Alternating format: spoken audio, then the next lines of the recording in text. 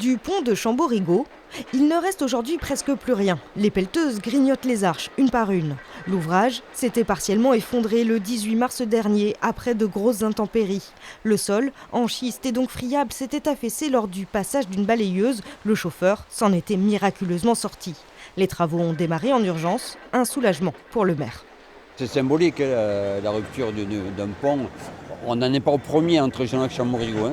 C'est le troisième. Et en même temps, ça renforce quelque part la solidarité entre nos deux communes, je crois.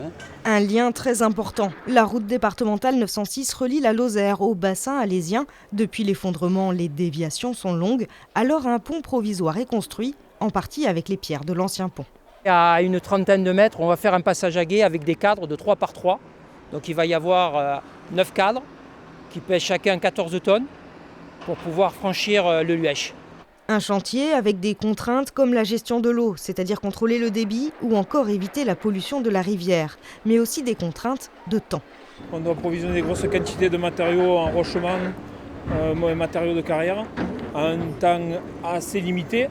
Et qui plus est, on est réduit par la place comme vous pouvez le voir, mais bon, on arrive à plus ou moins à gérer la chose. La route provisoire devrait ouvrir le 30 avril. Quant au nouveau pont, les travaux ne commenceront pas avant l'été. Aujourd'hui, on est en phase d'études sur ce nouvel ouvrage. On est dans la phase de conception technique du nouvel ouvrage.